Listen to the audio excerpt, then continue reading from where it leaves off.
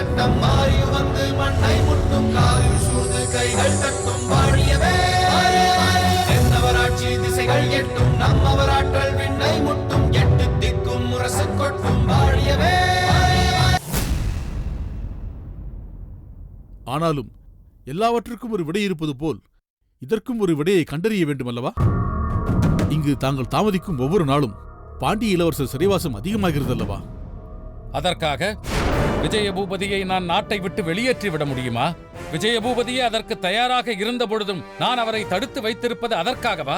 உருத்திரங்கண்ணனாரே, இதை பற்றி தங்களிடம் விவாதிப்பதின் மூலம் ஏதாவது தீர்வு காண முடியுமா என்றுதான் இதை பற்றி பேசினேன்.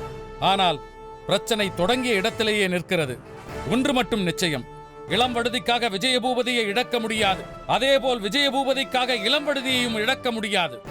இரண்டுக்கும் இடையில் செங்கோல் கோணாதபடி ஒரு வழி காண வேண்டும்.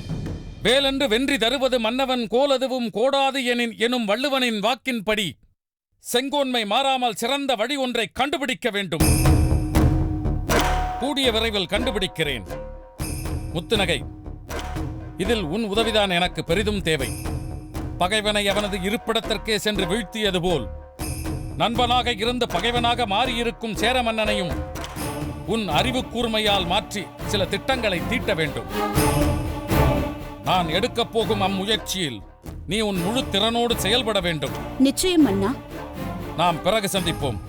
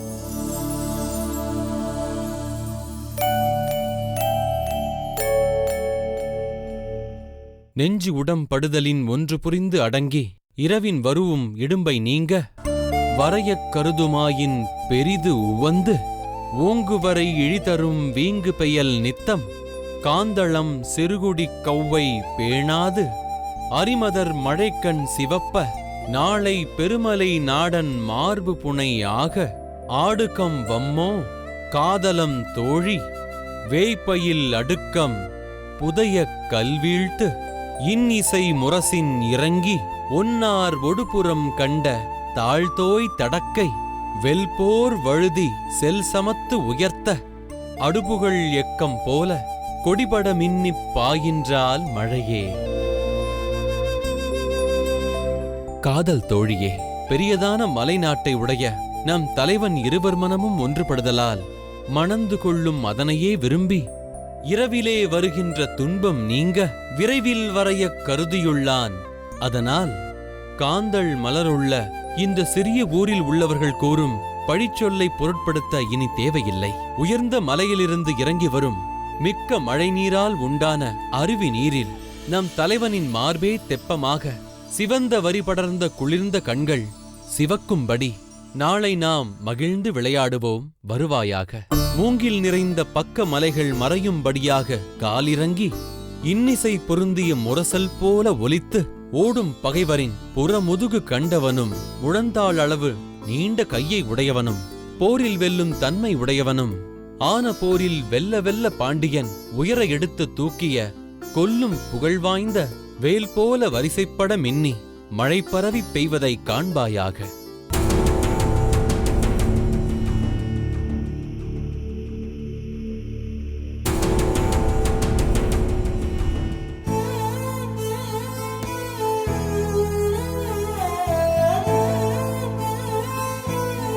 ஏனோ தெரியவில்லை.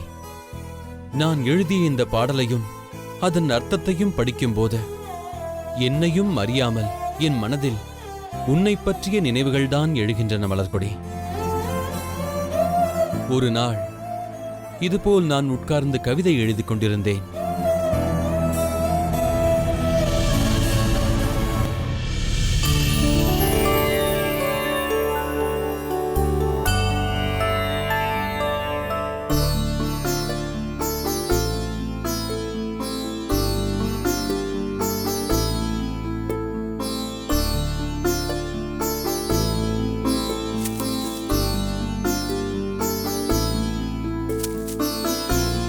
கல்லென கவின் பெற்ற விழாவாற்று படுத்த பின் புல்லென்ற களம் போல புலம் கொண்டு அமைவாளோ.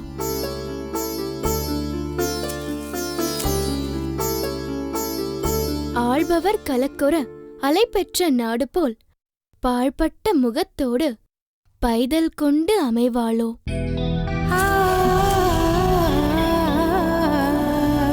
ஆஹா, எத்தனை அற்புதமான கவிதை, எத்தனை செறிவான நடை, எத்தனை விரிவான விளக்கம். பிரபு, தாங்கள் எப்போது வந்தீர்கள்? என் கவிதையை நீ படித்துக் கொண்டிருக்கும் பொழுதே நான் வந்துவிட்டேன். ஆமாம், கவிதையை இந்த அளவிற்கு பாராட்டுகின்றாயே, அர்த்தம் தெரிந்து பாராட்டினாயா அல்லது நான் எழுதிய கவிதையை படித்துவிட்டு பாராட்டினாயா? என்ன அப்படி கேட்டுவிட்டீர்கள்? எப்போதும் புலவர்களோடு இருப்பவர் சோழ மாமன்னர் கரிகாலர். அவருடைய புதல்வி நான். எப்போதும் ஏடும் எழுத்தாணியோடும் இருப்பவர் தாங்கள். தங்களுடைய மனைவி நான். இந்த தகுதிகள் போதாதா இந்த பாடலின் அர்த்தத்தை நான் கூறுவதற்கு? எங்கே அதன் அர்த்தத்தை கூறு பார்ப்போம். கல்லென்ன கவின் பெற்ற விழாவாற்று படுத்த பின் புல் என்ற களம் போல புலம்பு கொண்டு அமைவாளோ. ஓரிடத்தில் மிகவும் பிரசித்தமான ஒரு விழா நடக்கின்றது. மாபெரும் கூட்டம். அந்த விழா நடந்து முடிந்ததும் எல்லோரும் அந்த இடத்தை விட்டு கலைந்து போய்விடுகிறார்கள். சில கணங்களுக்கு முன்பு வரை கலகலப்பாக இருந்த அந்த இடம் தற்போது எப்படி இருக்கும்? ஆட்கள் யாருமின்றி வெறிச்சோடி பார்ப்பதற்கே பரிதாபமாக இருக்கும். அதை போலத்தான் தலைவனோடு கூடி வாழ்ந்த தலைவி அந்த தலைவன் பிரிந்த பிறகு வெறிச்சோடி போன அந்த களம் போல புலம்பிக் கொண்டிருப்பாள். அருமையாக சொன்னாய் மலர்கொடி. அடுத்த கவிதை வரிகளின் அர்த்தத்தையும் நிச்சயம் நீ சொல்லிவிடுவாய். இருந்தாலும் உன் வாயால் அதை கேட்க வேண்டும். சொல். ஆள்பவர் கலக்குற அலை பெற்ற நாடு போல் பாழ்பட்ட முகத்தோடு பைதல் கொண்டு அமைவாளோ.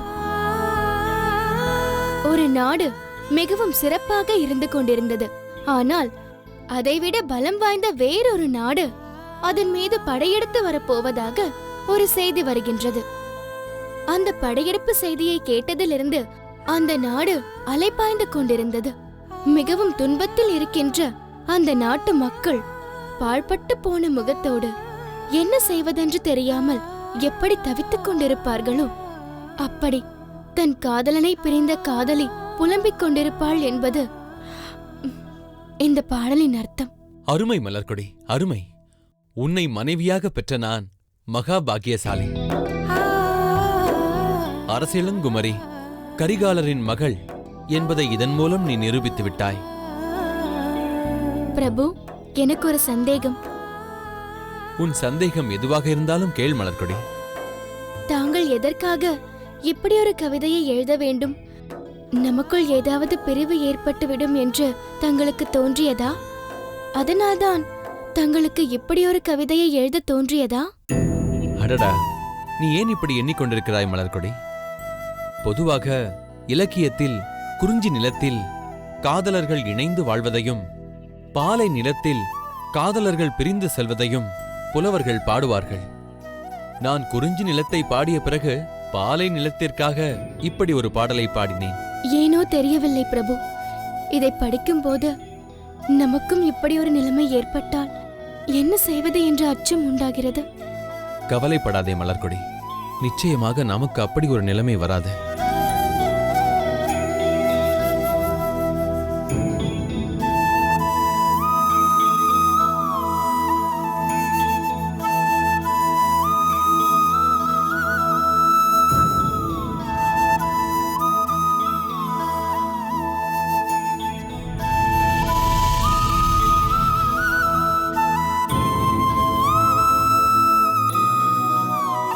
மலர்கொடி, நீ இப்பொழுது எப்படி இருக்கின்றாய்?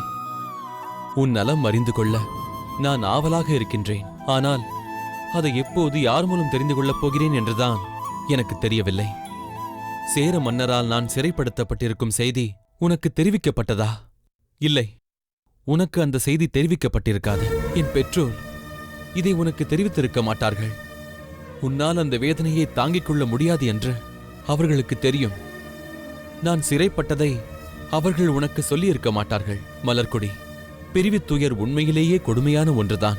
அதன் தன்மையை நான் இப்பொழுது முழுமையாக உணர்ந்து கொண்டு விட்டேன்.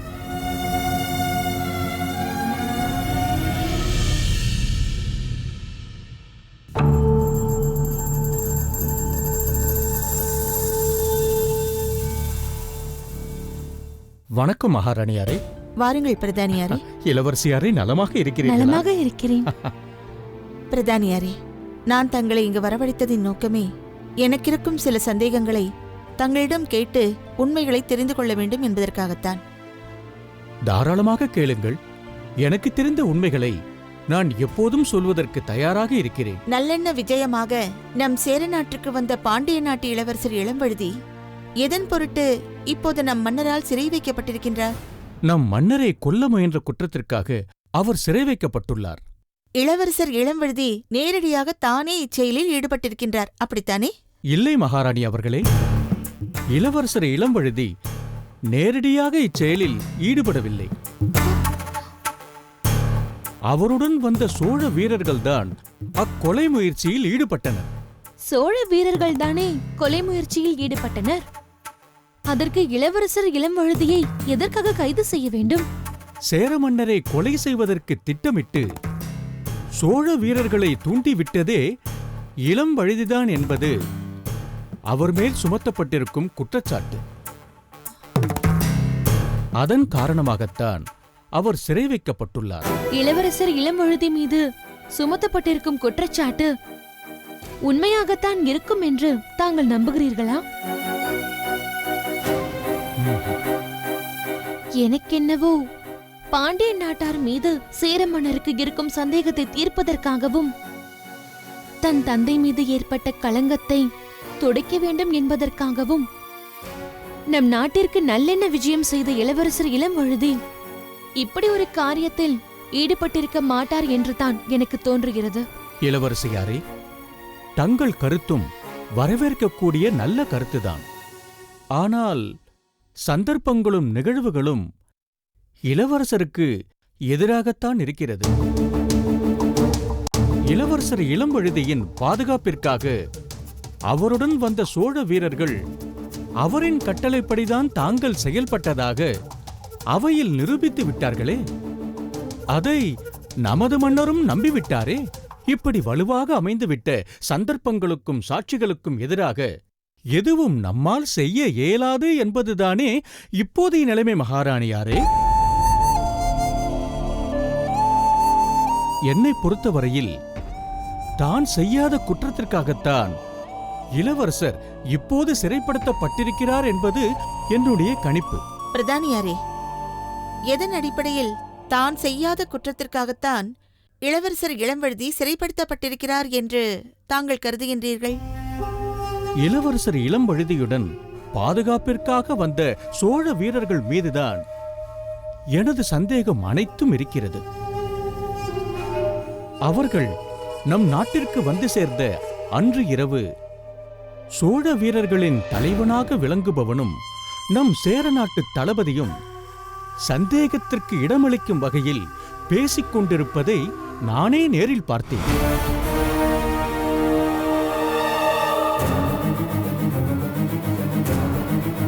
தாங்கள் சொல்வதை பார்த்தால் இளவரசர் இளம்வழுதி சிறைப்படுத்தப்பட்டது உடன் வந்த சோழ வீரர்களின் சதியால் தான் என்கிறீர்களா? நான் நேரடியாக அப்படி குற்றம் சாட்டவில்லை. ஆனால் அவர் சிறைப்படுத்தப்பட்டுள்ளது இவர்களின் சதியாக இருக்குமோ என நான் சந்தேகப்படுகிறேன். ஒருவேளை இளவரசர் இளம்வழுதி சிறைப்படுத்தப்பட்டது சோழ நாட்டு வீரர்களின் சதியால் எனும் பட்சத்தில் அதில் நம் நாட்டு தளபதியாருக்கும் பங்கு இருக்கும் என்று தாங்கள் ஐயப்படுகின்றீர்களா? என்னால் அப்படி உறுதியாக சொல்ல இயலவில்லை. ஆனால் சேர தளபதியாரின் நடவடிக்கைகள் அம்மாதிரியான சந்தேகத்திற்கு இடமளிக்கும் வகையில் இருப்பதை தங்களுக்கு நான் தெரியப்படுத்தாமல் இருக்க விரும்பவில்லை. நான் வேண்டுமானால் இவ்விஷயத்தை நம் மன்னரின் கவனத்திற்கு கொண்டு செல்லட்டுமா? வேண்டாம் மகாராணியாரே, இப்போதைக்கு மன்னரிடம் எதுவும் தெரிவிக்க வேண்டாம். நம் தளபதியார் மற்றும் அந்த சோழ வீரர்களின் நடவடிக்கைகளை நான் தொடர்ந்து கண்காணித்துக் கொண்டுதான் வருகிறேன். தகுந்த ஆதாரங்களை சேகரித்துக் கொண்டு அதற்கு பின்னர் நம் மன்னரிடம் முறையிடுவதுதான் சரியாக இருக்கும் என்று எனக்கு தோன்றுகிறது. அப்படியென்றால் தங்கள் விருப்பப்படியே செய்யுங்கள். இது தொடர்பாக தங்களுக்கு ஏதேனும் உதவி தேவைப்பட்டால் தயங்காமல் என்னை அணுகுங்கள். அப்படியே செய்கிறேன் மகாராணி அவர்களே. நான் வருகிறேன். வருகிறேன் அம்மா. வாருங்கள்.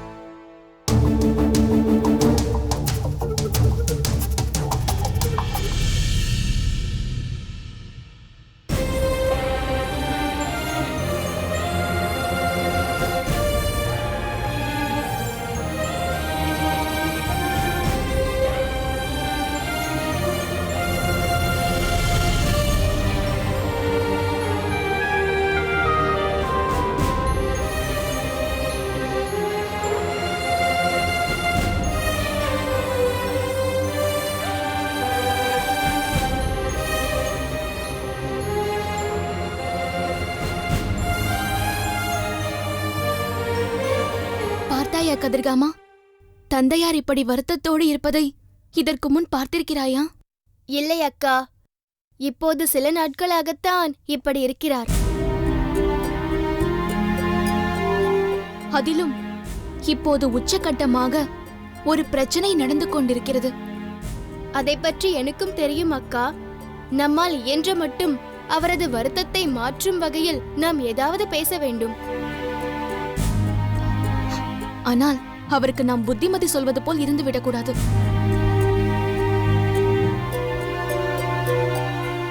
அவருக்கு புத்திமதி சொல்லும் அளவிற்கு நமக்கு வயதும் கிடையாது, அனுபவமும் கிடையாது. நம் பிள்ளைகளே நமக்கு சொல்லும்படி ஆயிற்றே என்று தந்தையார் நினைத்து விடக்கூடாது. நீ சொல்வது சரிதான் அக்கா. அவர் வருத்தத்தை மாற்ற வேண்டும், அது ஒன்றுதான் நம் நோக்கமாக இருக்க வேண்டுமே தவிர அதிக பிரசங்கித்தனம் என்று அவர் கருதும்படி இருந்துவிடக்கூடாது. அதைத்தானே சொல்ல வருகிறாய்? ஆம் கதிர்காமா.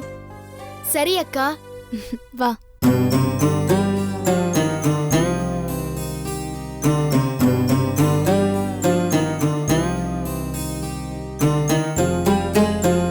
அப்பா. பூங்கோதை, கதிர்காமா, பாருங்கள். அப்பா, தாங்கள் ஏதோ வருத்தத்தில் இருந்தது போல் தோன்றியது. அதனால்தான் அதை பற்றி கேட்கலாம் என்று வந்தோம். வருத்தத்தில் என்று ஏன் சொல்கிறாய் கதிர்காமா? ஏதோ யோசனையில் இருந்தீர்கள் என்று சொல். ஆமாம் ஆமாம், அப்படித்தான் எனக்கு தோன்றியது. என் செல்வங்களே, தந்தை வருந்தக்கூடாது என்று எவ்வளவு எச்சரிக்கையாக பேசுகிறீர்கள். ஆனால் இதில் மறைப்பதற்கு என்ன இருக்கிறது? தற்போதுள்ள சூழ்நிலை அனைவருக்கும் தெரிந்ததுதானே. நான் வருத்தத்தில் இருக்கிறேன் என்பது உங்களுக்கு புரியக்கூடியதுதானே. அப்பா, ஆனால் நீங்கள் என் பொருட்டு வருந்த வேண்டிய அவசியமில்லை. இது என் பிரச்சனை, நான் தான் எதிர்கொள்ள வேண்டும். நீங்கள் எந்த சூழ்நிலையிலும் எப்படிப்பட்ட பிரச்சனையையும் எதிர்கொண்டு அதில் வெற்றி காண்பீர்கள் என்ற நம்பிக்கை எனக்கு இருக்கிறதப்பா.